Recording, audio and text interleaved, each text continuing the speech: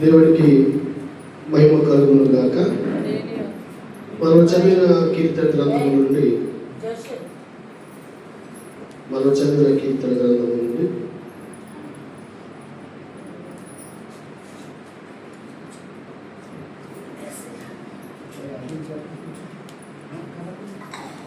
నూట 19వ కీర్తన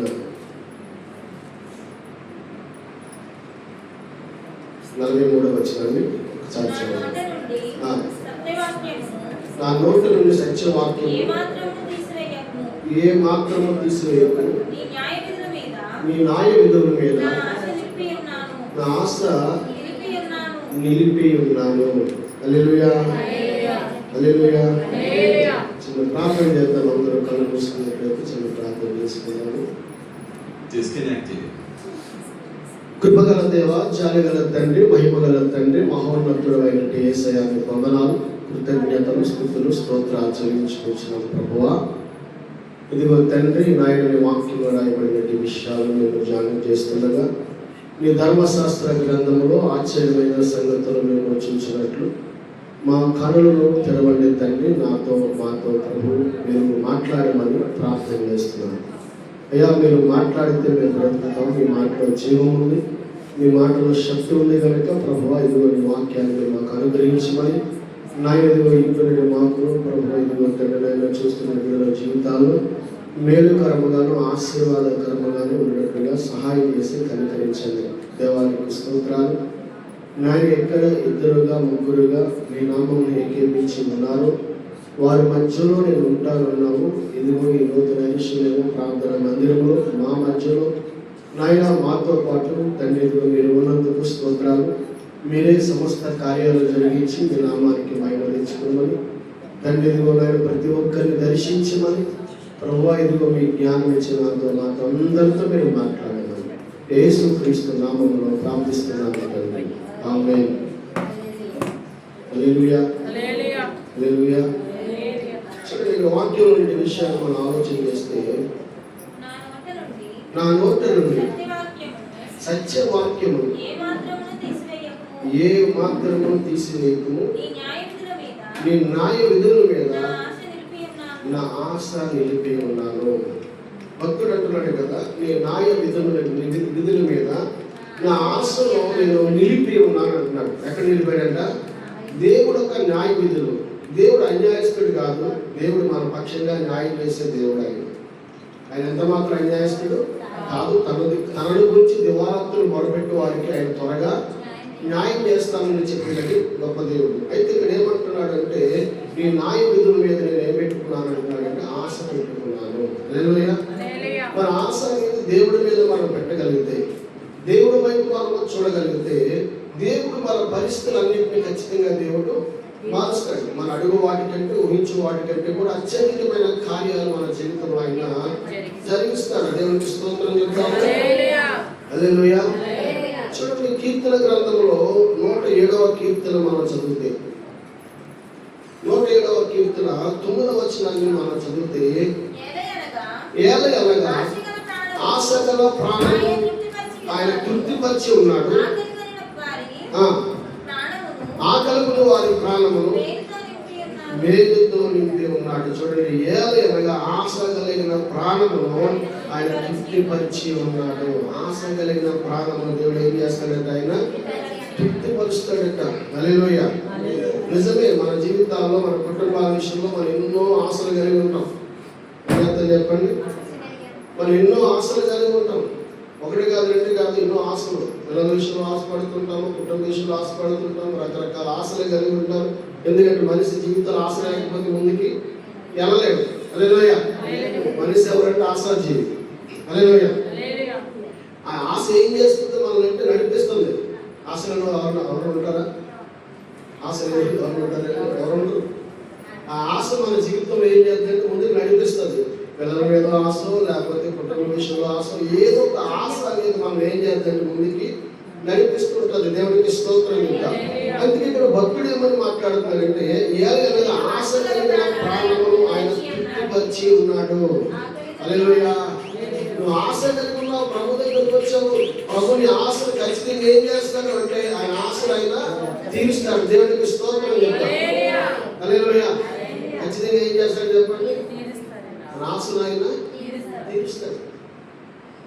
ప్రభు దగ్గరకు వచ్చినట్టు వారు చాలా మంది ఏం చేస్తారు? ఏదో ఒక ఆశతో వస్తారు. హల్లెలూయా. ఎందుకంటే దేవుడు మన ఆశను తీరుస్తాడని, మన రోగాల నుంచి విడుదల చేస్తాడని, మన కష్టాల నుంచి విడుదల చేస్తాడని ప్రభు దగ్గరికి వస్తున్నాం. దేవునికి స్తోత్రం చెప్తాం. హల్లెలూయా. ముఖ్యంగా దేవుని కొరకు ప్రభు దగ్గర రావాలంటే చూడండి, మన ఆత్మ నశించిపోకుండా రక్షించబడాలంటే యేసు ప్రభు వారి దగ్గర ఖచ్చితంగా రావాలి. ఎందుకంటే యేసు రక్తం ప్రతి పాపం నుండి మనం పవిత్రులుగా చేస్తుంది. దేవునికి స్తోత్రం చెప్తాం. యేసు రక్తం ప్రతి పాపం నుండి మనం ఏం చేస్తుంది? పవిత్రులుగా చేస్తుంది. అందుకనే ప్రభు దగ్గర రావాలి అంటే ఆశ కలిగిన ప్రాణమును ఆయన తృప్తిపరిచి ఉన్నాడు. హల్లెలూయా. హల్లెలూయా. చూడండి, చాలా మంది భక్తుల జీవితంలో ఎన్నో ఆశలు, వారి ఆశలను దేవుడు ఏం చేశాడు అంటే ఆయన తీర్చాడు. దేవుడికి స్తోత్రం చెప్తాం. హల్లెలూయా. ఏం చేశాడు చెప్పండి? చూడండి, సామెతల గ్రంథము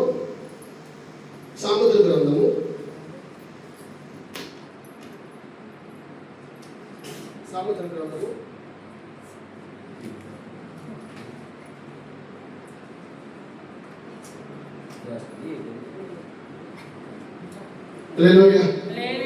హల్లెలూయా. సామెతల గ్రంథము చూడండి, 24వ అధ్యాయము 14వ వచనం చదువుతాం.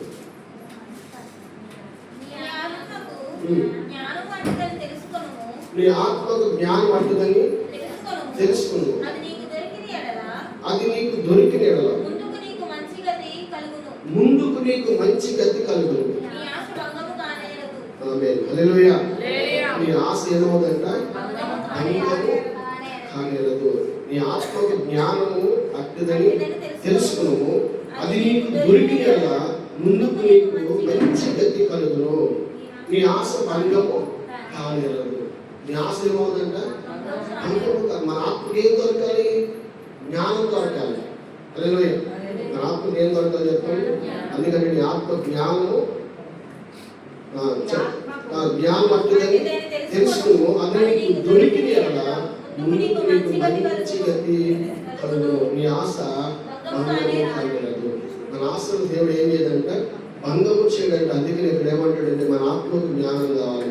ఆత్మకు జ్ఞానం కావాలంటే ఎక్కడ రావాలి? మనము దేవుడి దగ్గర రావాలి. ఎందుకంటే యాకోబు పత్రికలో రాయబడింది కదా, వీళ్ళు ఎవరికైనా జ్ఞానం పొదుపుగా ఉన్నప్పుడు దేవుడిని అడగవాలని అంటాడు. మన జ్ఞానం నేర్చుకోవాలి. మనం ఎలా నడుచుకోవాలి, ఏ విధంగా మాట్లాడాలి, ఏ విధంగా ఉండాలనేది మనకు కావాల్సిన జ్ఞానం ఎవరి దగ్గర ఉందంటే దేవుడి దగ్గర మాత్రం మనకు ఆ జ్ఞానం ఉంది. హల్లెలూయా. హల్లెలూయా. అందుకంటే అది నీకు దొరికినప్పుడు అంట ముందుకు నీకు ఏం కలుగుతుంది అంటే మంచి గతి కలుగుతుంది. నీ ఆశ భంగము కానేరదు. నీ ఆశ ఏమవ్వదంటే భంగము కానేరదు. దేవుడు అంట ముందుకు ఏమిస్తాడంటే ఒక మంచి గతిని దేవుడు ఇస్తాడు. గతి అంటే అర్థం ఏంటంటే మన స్థితిగతులు మార్చేదామని చెప్పండి, దేవుడే. హల్లెలూయా. ఎవరో వాళ్ళ జీవితాలు మార్చుకోలేరు, ఎవరో వాళ్ళ జీవితాలు వాళ్ళు చక్కబెట్టుకోలేరు. కానీ దేవుడు సహాయం ఉంటే ఏదైనా మనము చేయగలుగుతాం. అందుకని దేవుడు వాక్యం మనలో ఉంటే మనకు మంచి గతి కలుగుతుంది. మన ఆశ ఏమవుదు అంట భంగము కానేరదు. హల్లెలూయా. ఆశ గల ప్రాణము ఆయన తృప్తిపరుస్తాడు. మన ఆశ కలిగినటువంటి ప్రాణాన్ని దేవుడు ఏం చేస్తాడు అంటే తృప్తిపరుస్తాడు. తృప్తిపరిచే గొప్ప దేవుడు. హల్లెలూయా.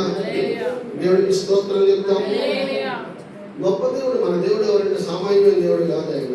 మనం ఏదైతే దేవుడి దగ్గర అడుగుతున్నామో మన అడుగు గురించి వాటన్నిటికంటే కూడా అత్యధికమైన కార్యాలు జరిగించే దేవుడు. చూడండి, అదే సామెతల గ్రంథంలోని 23వ అధ్యాయము 18వ వచనం. 23:18. నిశ్చయముగా ముందుగత్తు రానే వచ్చు, నీ ఆశ భంగము కానేరదు. నా కుమారుడా, నీవు విని జ్ఞానము తెచ్చుకును. నీ హృదయం యథార్థమైన త్వరమైన చక్కగా నడిపించుకును. చాలా దేవునికి స్తోత్రం. నిశ్చయముగా ముందుకు రానే వచ్చును, నీ ఆశ భంగము కానేరదు. హల్లెలూయా. దేవుడు అంటే ఏదైతే ఆశీర్వాదాలను నడిపిస్తున్నాడో ఆ గతిని దేవుడు మరలా నీకు ఇస్తానంటాడు. ముందు గతి నీకు రానే వచ్చును. అంతేకాదు నీ ఆశ ఏమవుదు అంటే భంగము కానేరదు. మన ఆశను దేవుడు భంగం చేసే దేవుడు అంత మాత్రం కూడా కాదు. మన ఆశ కలిగిన ప్రాణాన్ని దేవుడు మనకి ఏం చేస్తాడంటే అది తృప్తిపరిచే దేవుడు, అద్భుతాలు చేసే దేవుడు, ఆశ్చర్యమైన కార్యాలు జరిగించే దేవుడు.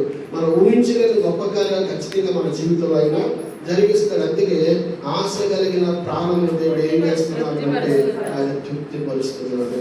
హల్లెలూయా, హల్లెలూయా. చెప్పండి, ఎవరికైనా ఆశ లేదా? ఆశ లేదా? ఆశ లేదు ఎవరు? హల్లెలూయా, దేవుడికి స్తోత్రం. ఏదైనా కట్టలు తెచ్చి ఎదురెట్టారు అనుకోండి, మీకు ఎన్ని కావాలి తీసుకుంటే అన్ని పట్టిపోతా ఉంటారు. దేవుడికి స్తోత్రం. హల్లెలూయా. అంతేనండి కదా ఆశ. హల్లెలూయా. ఆశ కాదు, కానీ దేవుడి దగ్గర మన ఆశ కలిగి ఉంటే మన ఆశను దేవుడు భంగం చేయడంట. మన పరిస్థితులను, మన స్థితిగతులను దేవుడు మారుస్తాడు. హల్లెలూయా. మన కుటుంబం కొరకు ఏ ఆలోచన కలిగి ఆశ కలిగి ఉన్నామో, మన పిల్లల కొరకు ఏదో ఆలోచన కలిగి ఆశ కలిగి ఉన్నామో, ఏ పరిస్థితులు కూడా మనం నడుస్తున్నామో వాటన్నింటినీ దేవుడు సరి చేస్తూ మన ఆశలు ఖచ్చితంగా దేవుడు తీరుస్తాడు. దేవునికి స్తోత్రం చెప్తాము. హల్లెలూయా, హల్లెలూయా. అందుకనే భక్తుడు అంటాడు కదా కీర్తనకారుడు, ఆశ కలిగిన ప్రాణమును ఆయన తృప్తిపరిచి ఉన్నాడు. చూడండి, కీర్తన గ్రంథంలోనే 42వ కీర్తన మొదటి 2 వచనాలు మనం చదివితే, 42వ కీర్తన మొదటి 2 వచనాలు మనం చదివితే, దుప్పి నీటి వాగుల కొరకు ఆశపడినట్టు దేవా నీ కొరకు నా ప్రాణము ఆశపడుచున్నది. దుప్పి నీటి వాగుల కొరకు ఆశపడినట్లు దేవా నా ప్రాణము నీ కొరకు ఆశపడుచున్నది. హల్లెలూయా. దుప్పి అనే జీవి ఏం చేస్తుందంటే నీటి వాగు కొరకు ఆశపడుతుందంట. ఆహారం కొరకు కంటే కూడా నీటి వాగు కొరకు ఏం చేస్తుందంటే ఆశపడతారు. దేవుడికి స్తోత్రం చెప్తారు. హల్లెలూయా, హల్లెలూయా. కనుక చూడండి, ఆశపడినట్లు నీ కొరకు నా ప్రాణము ఆశపడుచున్నది. నా ప్రాణము దేవుని కొరకు తృష్ణగొనుచున్నది. జీవముగల దేవుని కొరకు తృష్ణగొనుచున్నది. దేవుడి సన్నిధి నేను ఎప్పుడు వచ్చేదను? ఆయన సన్నిధిని నేను ఎప్పుడు కనబడదును? నీ దేవుడు ఏమాయన వారు నిత్యము నాతో అనుచుండగా దేవునికి స్తోత్రం. ఇక్కడ ఏమంటుందంటే చూడండి, దుప్పే నీటి వాగు కొరకు ఆశపడినట్లు దేవా నీ కొరకు నా ప్రాణము ఆశపడుచున్నది. హల్లెలూయా. నా ప్రాణము దేవుని కొరకు తృష్ణగొనుచున్నది. జీవము గల దేవుని కొరకు తృష్ణగొనుచున్నది. హల్లెలూయా. దేవుని కొరకు తృష్ణగొనుచుందంట. దేవుడు చూడాలని ఆశ ఉందంట. హల్లెలూయా. దేవుడితో మాట్లాడాలని ఆశ ఉందంట. దేవుడి కొరకు దేవుడికి ప్రార్థన చేయాలని ఆశ ఉందంట. ఆశ మనకుందా? హల్లెలూయా. దేవుడికి స్తోత్రం చెప్తాను. ఆయన అంటాడు కదా, చూడండి, దేవుడు మందిరానికి ఎప్పుడు వెళ్ళిపోవాలి, దేవుడి మందిరంలో ఎప్పుడు కనపడాలని ఆశ ఉందంటాడు. కనుక మనకున్న ఆశను ఉండొచ్చు, మనం ఉన్నటువంటి ఆ ఆశను తీర్చబడాలి అంటే, లేకపోతే మన కుటుంబాలకి కావాల్సినవి ఆ ఆశీర్వాదాలు మనం పొందుకోవాలంటే ముందు దేవుడి విషయంలో మనం సరైన అవగాహన కలిగి ఉండాలి. హల్లెలూయా. దేవుడి మీద మన ఆశ కలిగి ఉండాలి. దేవుడు స్తుతించేవారుగా, మనం ప్రార్థించేవారుగా, ఆరాధించేవారుగా మనం ఉంటే చూడండి, మన అడుగు వాటికంటే ఊహించే వాటికంటే కూడా అత్యధికమైన కార్యాలు మన జీవితాల్లో దేవుడు జరిగిస్తాడు. ఆయన దగ్గరికి వచ్చే వాళ్ళు ఎప్పుడు ఆయన చూసేలేదు, కానీ అందరి జీవితాల్లో కూడా దేవుడు ధారాళంగా దేవుడు అనుగ్రహించిన దేవుడై ఉన్నాడు. దేవుడికి స్తోత్రం చెప్తాము. హల్లెలూయా, హల్లెలూయా. చూడండి, 130వ కీర్తన 4వ వచనాన్ని చదివితే, 130వ కీర్తన 4వ వచనం.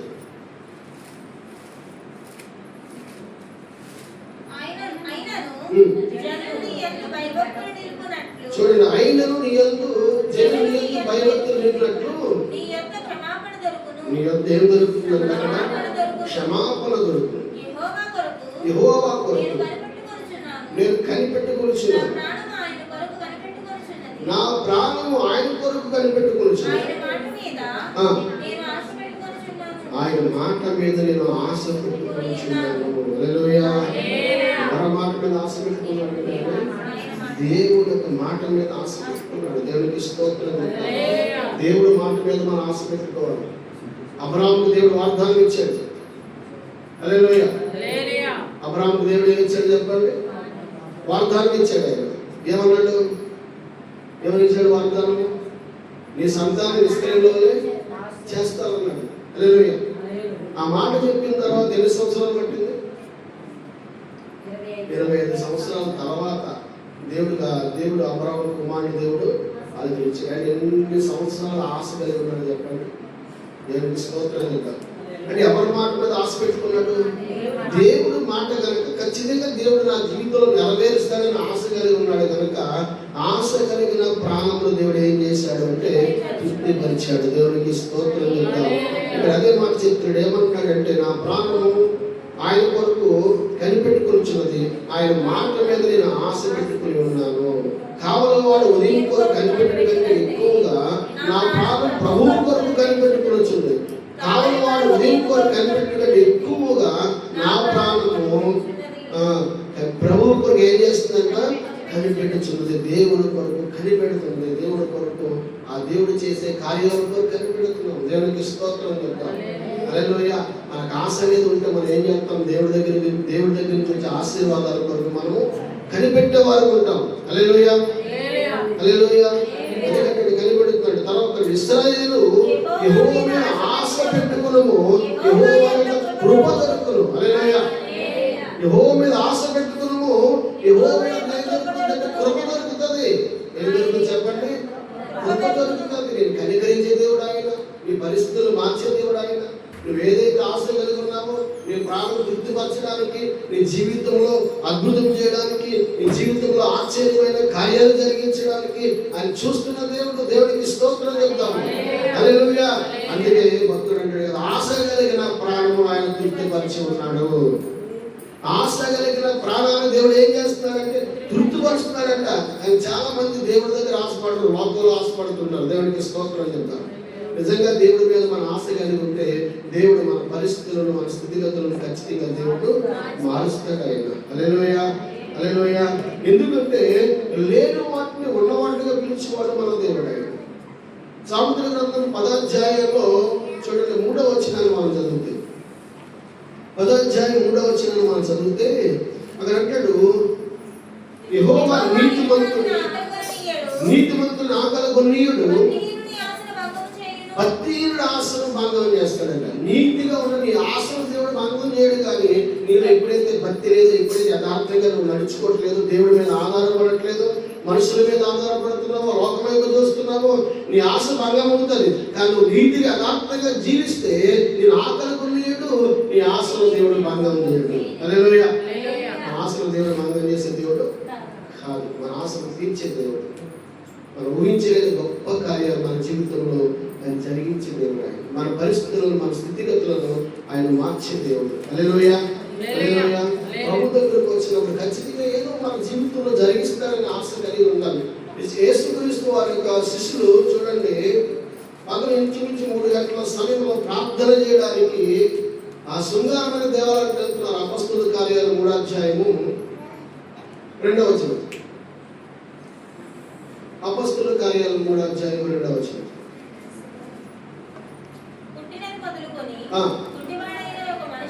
పుట్టినది మొదలుకొని కుంటివాడైన ఒక మనుషుడు మోసుకుని పోవచ్చుండగా దేవాలయంలోకి వెళ్ళి వారిని భిక్షమనడానికి కొందరు ప్రతిదినం వారి శృంగారమైన దేవాలయం ఉంచుతూ వచ్చారు. దేవునికి స్తోత్రం. పుట్టిన మొదలుకొని ఎవడంటైనా పుట్టువాడు, నడవలేని స్థితి గలవాడు, మోసకాండు, చిన్న కాళ్ళు.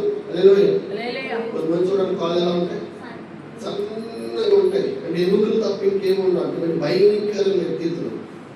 ఆ వ్యక్తిని కొంతమంది మోసుకొస్తున్నారు. ఆ శృంగారం దేవాలయం దగ్గర, మెట్ల దగ్గర కూర్చోబెడుతున్నారు. ఎందుకు కూర్చోబెడుతున్నారు? హల్లెలూయా. ఎందుకు కూర్చోబెడుతున్నారు చెప్పండి? భిక్ష పడడానికి కూర్చోబెడుతున్నారు. ఆ కూర్చుంటబెట్టినప్పుడు వెళ్ళిపోయే వాళ్ళందరినీ భిక్ష అడుగుతున్నాడు. దేవునికి స్తోత్రం. అయితే ఇక్కడ కొంతమంది కనపడుతారు, 2 వ్యక్తులు కనపడుతున్నారు. 4వ వచనం మనం చదివితే, పేతురు ఇంకా 3వ వచనం చదువుతాం. పేతురు యోహాను దేవాలయంలో ప్రవేశించినప్పుడు వాడు చూచి భిక్ష అన్నాడు. పేతురు యోహాను వాడి తేరు చూచి మా తట్టు చూడమని ఏమైనా దొరుకునని కనిపెట్టుచు వారి యందు లక్ష్యముంచెను. వెండి బంగారు వాటి లేవు గాని నాకు కలిగినదే మీకు ఇచ్చుచున్నాను. నజరేయుడైన యేసు నామమున నడుమని చెప్పి వారి కుడి చెయ్యి పట్టుకుని లేవనెత్తెను. వెంటనే వారి పాదములు శీలమండలములు బలము పొందెను. వారి దిక్కున లేచి నిలిచి నడిచెను. నడుచుచు గంతులు వేయచు దేవుని స్తుతిస్తూ దేవాలయంలోకి వెళ్ళెను. హల్లెలూయా. దేవునికి స్తోత్రం చెప్తాము. ఇక్కడ మనం ఆలోచన చేస్తే చూడండి, పుట్టినది మొదలుకొని ఎవరంటే అతడు కుంటువాడు, నడవలేని స్థితిలో ఉన్న వ్యక్తి. ఈ వ్యక్తి ఎక్కడికి వచ్చాడు అంటే దేవుడి యొక్క ఆలయంలో ఆ మెట్టు దగ్గర కూర్చొని వెళ్ళిపోయే వారి దగ్గర భిక్షమడుతూ ఉన్నటి వ్యక్తి. అయితే ఇతను ఒక ఆశ ఉంది. హల్లెలూయా. ఏంటి ఆశ అంటే, వీళ్ళతో పాటు నేను దేవాలయం లోపలికి నడిచి వెళ్ళాలి, వెళ్ళి దేవుడిని నేను స్తుతించాలి, దేవుడిని ఆరాధించాలని ఆశ ఉంది. హల్లెలూయా. కానీ ఆశ అయితే ఉంది, కానీ అతని పరిస్థితులు మార్చేవాడు ఎవరు కనిపించట్లేదు. కానీ ఈ పేతురు యోహాను అతని వైపు దేవుడు చూసినప్పుడు మాత్రం చూడమనగానే అతను లక్ష్యం ఉంచాడంట. ఏముంచాడు చెప్పండి? లక్ష్యం ఉంచాడు. ఇతని దగ్గర ఏదైనా దొరుకుతుందని లక్ష్యం ఉంచాడంట. దేవుడికి స్తోత్రం చెప్పాడు. అసలు అడుక్కునే వ్యక్తి దేని కొరకు ఆలోచన చేస్తాడంటే ఏదైనా డబ్బులు ఇస్తారేమో, ధనం ఇస్తారేమో ఆలోచన చేస్తాడు. కానీ అది ఆలోచన చెప్పట్లేదు. ఇక్కడ ఏమంటాడు? ఏదైనా దొరుకుతుంది. ఏం దొరకాలి? అతనికి స్వస్థత కావాలి. దేవుడికి స్తోత్రం. అందుకే అక్కడ చూడండి, మా దగ్గర ఎన్ని బంగారం లేవు కానీ మాకు కలిగింది ఇస్తున్నాం అని చెప్పి నజరేయుడైన యేసుక్రీస్తు నామమున నడవమని చెప్పి వాని కుడి చెయ్యి పట్టుకుని లేవనెత్తెను. వెంటనే వాడి పాదములు శీలమండలము బలము పొందెను. వాడి దిక్కున లేచి నడిచెను. నడుచుచు గంతులు వేయచు దేవుని స్తుతిస్తూ వారితో కూడా దేవాలయంలోనికి వెళ్ళెను. నడుచుచు దేవుని స్తుతించి ప్రజలందరూ చూచి శృంగారమైన దేవాలయం భిక్షము కొరకు కూర్చున్నవాడు వీడే అని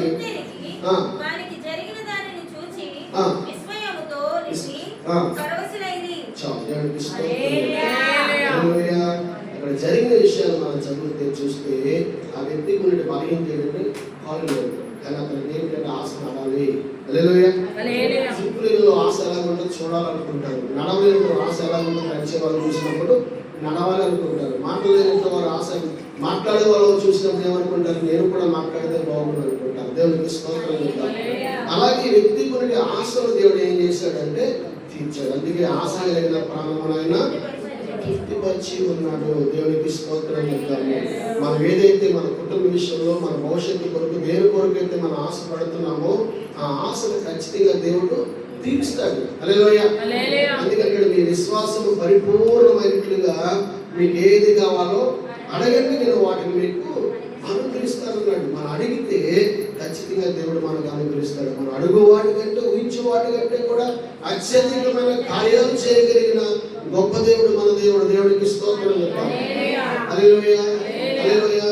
ఒక వ్యక్తిని మనం చూస్తే, ఒక వ్యక్తి దావీదును మనం చూస్తే, దావీదు గొర్రెల కాపరిగా ఉన్నాడు. అరణ్య ప్రాంతంలో గొర్రెలు కాస్తున్నప్పుడు కొన్నిసార్లు ఎలుగుబంటి వచ్చినప్పుడు ఆ ఎలుగుబంటి బారి దేవుడు కాపాడాడు. సింహం వచ్చినప్పుడు ఆ సింహం బారి నుంచి దేవుడు అక్కడ ఆయన కాపాడాడు. దేవుడు కాపాడుతూ వచ్చాడు. దావీదు దేవుడు స్తుతిస్తూ ఆరాధిస్తూ వచ్చినట్టు ఒక గొప్ప వ్యక్తి. దావీదు జీవితంలో దేవుడు చాలా కార్యాలు జరిగించాడు. దేవునికి స్తోత్రం చెప్తాం. అందుకే దావీదు ఆ కీర్తన ఎందుకు రాసుకున్నాడంటే ఆశ కలిగిన ప్రాణం ఆయన కీర్తన. హల్లెలూయా. మన జీవితాల్లో మనకున్న ఆశలు ఖచ్చితంగా దేవుడు తీరుస్తాడు. మొదటి సమయాల గ్రంథము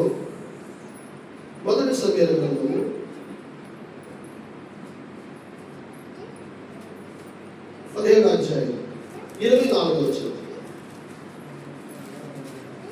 22 కానీ చదువుతాం. అందుకు సమూయేలు తాను సెలవిచ్చిన ఆజ్ఞను ఒకడు గైకొనుట వలన యెహోవా సంతోషించినట్లు ఒకడు దహనబలులను మొదటి సమయాల గ్రంథము 17వ అధ్యాయము 22. దావీదు తాను తెచ్చిన వస్తువులను సామాగ్రి కనిపెట్టు వాటిని వసము చేసి పరిగెత్తి సైన్యములను కుశల విషయం తన సహోదరులు అడిగిను. అతడు వారితో మాట్లాడుచుండగా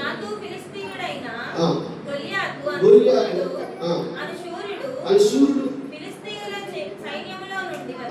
వచ్చి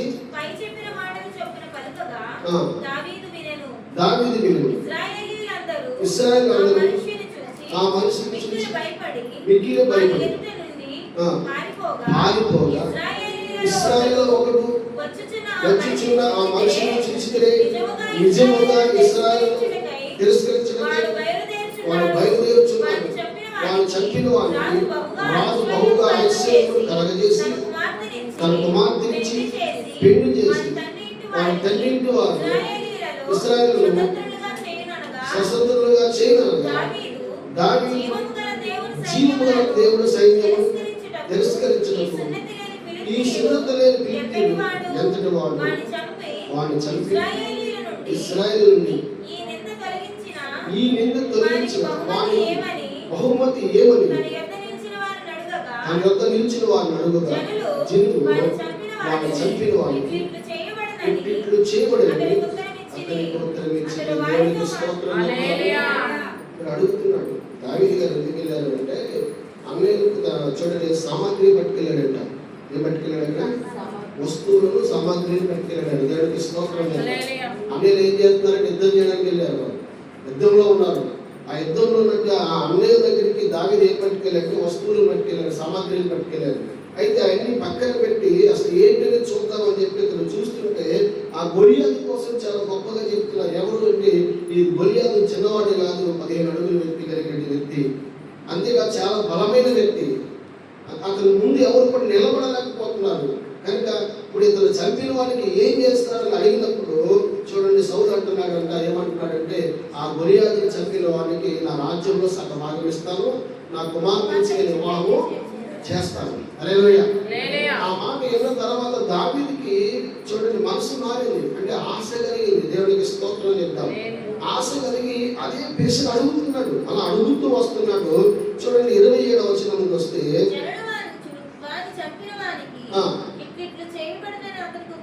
అతనికి ఉత్తరం ఇచ్చింది. అతడు వారితో మాట్లాడినది అతని పెద్దన్నయ్య ఏలీయాబునకు వినబడగా ఏలీయాబు దావీదు మీద కోపం వచ్చి అతనితో నీవెక్కడికి ఎందుకు వచ్చితివి? అరణ్యములోని ఆ చిన్న గొర్రెల మందను ఎవరు వశము చేసింది? నీ గర్వము నీ హృదయం చెడుతను నేను ఎరుగుదు. యుద్ధము చూచినకే కదా నీ వచ్చింది. దేవునికి స్తోత్రం. అంటే అన్ని ఉద్దేశం ఏంటంటే ఈ దావీదు అడవిలో గొర్రెలు మేపుకోవాలి. హల్లెలూయా. అంటే ఈ చిన్ననాటి నుంచి ఎలా చూస్తూ వచ్చారంటే అతను చిన్నవాడు, రెండోది పొట్టోడు, ఇంకోటి మనం చూస్తే బలహీనంగా కనబడుతున్నాడు. యుద్ధానికి పనిచేయడు కనుక అతడు గొర్రెల కాపరిగా పెడదామని చెప్పి గొర్రెల కాపరిగా పెట్టారు. కనుక ఆ అడవిలో ఆ చిన్న మందను ఏం చేసావు? యుద్ధం చూడడానికే వచ్చావా అని చెప్పి అక్కడ అన్నయ్య ఏం చేస్తున్నాడు? గద్దిస్తున్నాడు. దేవునికి స్తోత్రం చెప్తాం. కానీ దేవుడు ఏం చేశాడంటే యుద్ధం చూడడానికి పంపించలేదు, అక్కడ యుద్ధం చేయడానికి పంపించాడు. దేవునికి స్తోత్రం చెప్తాం. అక్కడ చదవండి. అందుకు దావీదు నేను ఏమి చేసిన మాట మాత్రం పరిజ్ఞానం చెప్పి అతని తిరిగి మరి ఒకరి ఆ ప్రకారమే దేవునికి స్తోత్రం చెప్తాం. అంటే ఈయన అడగడం మానట్లేదు. ఎవరు కనబడితే వారు అడుగుతున్నారు. ఏమని అడుగుతున్నాడు? ఈ గొలియాతుని చంపడానికి ఏమెత్తారు అని అడుగుతున్నారు. కానీ వాళ్ళందరూ ఏం చెప్తున్నారంటే ఆ గొలియాతుని ఎవరైతే చంపుతారో ఆ వ్యక్తికి రాజ్యంలో సగభాగం ఇస్తాము, తన ఇంటి వారు అలాగే చూడండి సౌలు ఇంటి వారికి బంధుత్వం ఏర్పాటు చేస్తామని చెప్తున్నారు. మరొకటి ఏమంటున్నారంటే తన కుమార్తె వివాహం చేస్తారు మాట చెప్తున్నారు. దేవునికి స్తోత్రం చెప్పారు. అలాగా ఎందుకు ఇన్నిసార్లు అడిగాడంటే అతను ఏమొచ్చింది చెప్పండి? ఏమొచ్చింది? ఆశ వచ్చింది. దేవునికి స్తోత్రం చెప్పారు. అతనిలో అంతకుముందు గొడ్లు కాల్సినప్పుడు ఆశ లేదు, కానీ అక్కడికి వచ్చిన తర్వాత తనకి ఆ రాజ్యాన్ని, ఆ పరిపాలన, ప్రజలను చూసినప్పుడు, అక్కడ నుండి భవనాలు చూసినప్పుడు, లేకపోతే అక్కడ ఉన్న పరిస్థితులు చూసినప్పుడు అతనికి ఆశ కలిగింది. దేవునికి స్తోత్రం చెప్తాం. అందుకే అక్కడ జరిగిన విషయాలు మనం ఆలోచన చేస్తే కింద చదవండి. దావీదు చెప్పిన మాటలు నలుగురికి నేను తెలియగా జనులు ఆ సంగతిని సౌలుతో తెలియజెప్పిరి గనుక అతడు దావీదును పిలువనంపెను. ఆ ఫిలిష్తీయుని బట్టి ఎవరి మనస్సును కృంగనిమిత్తము లేదు. నీ దాసుడనైన నేను వానితో పోట్లాడుతున్నది. దావీదు సౌలుతో అనగా సౌలు ఈ ఫిలిష్తీయుని ఎదుర్కొని వానితో పోట్లాడుటకు నీకు బలము చాలదు, నీవు బాలుడవు. వాడు బాల్యము నుండి వృద్ధాప్యము చేసిన వాడని దావీదుతో అనెను. దేవునికి స్తోత్రం చెప్పాలి. నేను బలం చనిపోదు, నువ్వు చంపలేవు వాడిని, నువ్వు చాలా బాలుడు ఉన్నావని చెప్పి ఎవరు చెప్తున్నారు ఇక్కడ? రాజైన సౌలు చెప్తున్నాడు. హల్లెలూయా. ఈ మాటలు ఎక్కడికి వెళ్ళిపోయి అంట? నలుగురు అడగ్గా ఎక్కడికి వెళ్ళిపోయి, అక్కడికి సౌలు దాకా, రాజు దాకా వెళ్ళిపోయి ఏంటి ఇలా అడుగుతున్నారని చెప్పి పలానా వ్యక్తులు అడుగుతున్నాడు అని చెప్పి ఆ మాట్లాడగానే ఆ దావీదుని పిలిచారట. పిలిచినప్పుడు ఏంటి ఇలా అడుగుతున్నావు అంటే, ఇదిగో ఆ గురియాదు నేను చంపుతాను, వాటితో నేను పోట్లాడుతాను అంటున్నాడు. దేవుడికి స్తోత్రం చెప్తాం. హల్లెలూయా. వాటితో నేను ఏమవుతానన్నాడు? పోట్లాడతాడు అన్నాడు. కానీ సౌలు అంటున్నాడు, నువ్వు బాలుడు, నీకు బలము సాలము. అతడు చిన్ననాటి నుంచి యుద్ధం చేసిన వ్యక్తి, బలమైన వ్యక్తి అని చెప్పి అక్కడ మాట్లాడుతున్నాడు. కింద చదువుదాం.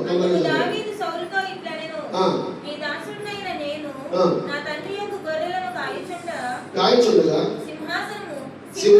సింహము ఎలుగుబంటి వచ్చి ఒక గొర్రె పిల్లని ఎత్తుకొని పోవచ్చుండగా నేను దాన్ని తరిమి చంపి దాని నోటి నుండి ఆ గొర్రెను విడిపించి తిని అది నా మీదకు రాగా దాని గడ్డము పట్టుకొని దాన్ని కొట్టి చంపి తిని నీ దాసుడైన నేను ఆ సింహమును ఎలుగుబంటిని చంపితిని జీవము గల దేవుని సైన్యములను తిరస్కరించిన ఈ సున్నతి లేని వాటిలో ఒక్కదాని వల్ల అవుననియు సింహం యొక్క బలము నుండి ఎలుగుబంటి యొక్క బలము నుండి నన్ను రక్షించిన యెహోవా ఈ ఫిలిష్తీయుని చేతిలో నుండి కూడా నన్ను విడిపించునని చాలు. దేవునికి స్తోత్రం చెప్పాలి. ఇలా మాట్లాడిన తర్వాత సౌలు అంటాడు, నువ్వు బాగుంటాడు. దేవునికి స్తోత్రం. ఇన్ని చెప్పినా వినలేదు కదా నా మాట, నీ కర్మ నువ్వు బాగున్నాడు. దేవునికి స్తోత్రం చెప్తాం. హల్లెలూయా. ఆ మాట చెప్పిన తర్వాత యుద్ధానికి వెళ్ళాడు. యుద్ధానికి వెళ్ళడానికి సౌలు రాజు ఏమంటాడంటే, యుద్ధానికి సంబంధించిన వస్తువులన్నీ ఇచ్చి అవన్నీ వేసుకుని ధరించుకుని వీటిని పట్టుకు వెళ్ళమన్నప్పుడు దావీదు అవన్నీ చూసినప్పుడంట దావీదుకి వాడుకలు లేవట. దేవునికి స్తోత్రం చెప్తాం. అవన్నీ చూసినప్పుడు వాటిని వేసుకోలేకపోతున్నాడు, వాటిని పట్టుకోలేకపోతున్నాడు. ఎందుకంటే వాడుకలు లేవు. వాటన్నింటిని పక్కన పెట్టి ఏ పట్టుకుని వెళ్తున్నాడు? వర్షాల శాత పట్టుకుని వెళ్తున్నాడు. దేవునికి స్తోత్రం చెప్తాం. హల్లెలూయా. హల్లెలూయా. చూడండి 47వ వచనం చదవండి. తొందరగా మనం చదువుకుందాము. 47వ వచనం.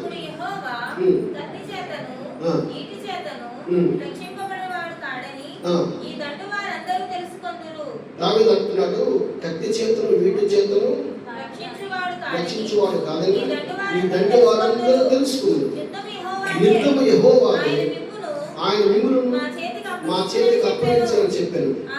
ఆ ఫిలిష్తీయుడు లేచి ఎదురుపోగా ఎదుర్కొని సైన్యంతో త్వరగా పరిగెత్తిపోయి తన సంచిలో చెయ్యి వేసి అందులో రాయబడి తీసి వరిసెలతో తీసి ఆ ఫిలిష్తీయుని నుదుట కొట్టెను. ఆ రాయి ఆ నుదుట నొచ్చినందున దేవునికి స్తోత్రం చెప్తాం. ఆ రాయి నుదుట ఎప్పుడైతే తగిలిందో వాడు బోర్లో పడేమైపోయాడు, అక్కడ చచ్చిపోయాడు. దేవునికి స్తోత్రం చెప్తాం. అంత గొప్ప గొప్ప యుద్ధాలు చేసరికి నేను జరగలేదు. కానీ దావీదు ఏం చేశాడు? చిన్న రాయితో కొడితే గొలియాతు ఏమైపోయాడు? చనిపోయాడు. దేవునికి స్తోత్రం చెప్తాం. కారణం ఏమిటంటే దావీదు ఒక ఆశను దేవుడు తీర్చాడు. ఆ గొలియాతును చంపిన వారికి ఏమి ఇస్తానంటే సౌలు రాజు రాజ్యంలో సగ భాగం ఇస్తానండు. తర్వాత కుమార్తె ఇచ్చి మిగతా చేంజ్ చేస్తాను, వివాహం చేస్తున్నాడు. దేవునికి స్తోత్రం చెప్తాం. కనుక ఇతనికి ఆశ కలిగింది. ఆశ కలిగిన ప్రాణంలో దేవుడు ఏం చేశాడంటే వచ్చాడు. దేవునికి స్తోత్రం చెప్తాం. మనం ఏదైతే మన ఇష్టంలో ఆశపడుతున్నామో, ఏదైతే మన కుటుంబం కొరకు పిల్లల కొరకు ఆశపడుతున్నామో, లేదా ఎలా ఉండాలని మనం ఆశపడుతున్నామో, మన ఆశలు ఎవరు తీరుస్తారంటే దేవుడు దీవిస్తాడు. దేవునికి స్తోత్రం చెప్తాము. ఆ గొలియాతును చంపగానే రాజు అవ్వలేదు. ఆ తర్వాత మరొకసారి అర్థం పెట్టాడు సౌలు. హల్లెలూయా. ఇంకా నాకు చాలా మంది శత్రువులు ఉన్నారు, ఆ శత్రువులు అందరినీ కూడా నువ్వేం చేయాలి, హతమార్చాలన్నాడు. దేవునికి స్తోత్రం చెప్తాం. అందరినీ చంపాలన్నాడు ఆయన. 18 అధ్యాయం, అదే సమయ గ్రంథం 18 అధ్యాయం 27, 28 వచ్చిన చదవండి. గడువు దాటగా మునిపే లేచి 26 కూడా చదవండి. సౌలు సేవకులు ఆ మాటలు ఆ మాటలు దావీదుకు తెలియజేయగా తాను రాజునకు అల్లుడు కావాలన్న కోరిక గలవాడై గడువు దాటక మునిపే. చూడండి ఇక్కడ ఏమంటాడు, రాజులకు అల్లుడు కావాలని కోరిక గలవాడు. అంటే ఆశ కలిగింది కనుక, కోరిక కలిగింది కనుక గలవాడై గడువు దాటక ముందే లేచి కలవారితో పోయి ఫిలిష్తీయులతో 200 మందిని హతము చేసి ఫిలిష్తీయుల్లో 200 మందిని హతము చేసి వారి ముందోడు తీసుకొని వచ్చి రాజునకు అల్లుడొకటకై కావలసిన లెక్క పూర్తి చేసి అప్పగింపగా సౌలు తన కుమార్తె అయిన మీకాలు అతనికిచ్చి పెళ్లి చేసెను. యెహోవా దావీదునకు తోడుగా ఉంటెను, తన కుమార్తె అయిన మీకాయలు అతని ప్రేమించుటయు సౌలు చూచి దేవునికి స్తోత్రం చెప్తాను. హల్లెలూయా. దేవుడు చేసిన కార్యం ఏమిటంటే ఆశ కలిగిన ప్రాణము దేవుడు తృప్తిపరుస్తాడు. దావీదు ఒక ఆశ ఏంటంటే రాజు అవ్వాలి. హల్లెలూయా. ఆశను కలగజేసింది ఎవరు చెప్పండి? దేవుడే. హల్లెలూయా. కానీ దావీదు చాలా బలహీనుడే. కానీ దేవుడు ఏం చేస్తాడు, ఒక అద్భుతం చేస్తాడు. ఒక రాయితో గొలియాతును కొట్టాడు. రాళ్ళు దగ్గర ఉంటే గొలియాతుని. హల్లెలూయా. వాళ్ళే కాదు, బల్యాలు తగిలి, వీటులు తగిలి, చూడండి మానవ తగిలి, ఎన్నో రకాల గాయాలు తన జీవితం తగిలినాయి, కానీ ఎప్పుడు చనిపోలేదు. కానీ చిన్న రాయితో గొలియాతుని దేవుడు ఏం చేశాడు, అక్కడ హతమార్చాడు. దేవునికి స్తోత్రం చెప్తాము. ఎందుకు అక్కడ అద్భుతం దేవుడు చేశాడంటే దావీదు ఆశను తీర్చాలి కనుక మన జీవితాల్లో, మన కుటుంబాల విషయంలో ఏదైతే ఆశ కలిగి మనం ఉన్నామో, మన ఆశను తీర్చడానికి, మన జీవితాల్లో అద్భుతాలు చేయడానికి దేవుడు ఇష్టపడుతున్నాడు. దేవునికి స్తోత్రం చెప్తాము. మనం చదివినట్టు ఆ కీర్తన గ్రంథంలో ఆ మాట ఒక్కసారి జ్ఞాపకం చేసుకుని మనం ప్రార్థన చేసుకుందాము. 107 చూడండి, 7వ కీర్తన 9వ వచనం. 107వ కీర్తన 9వ వచనం.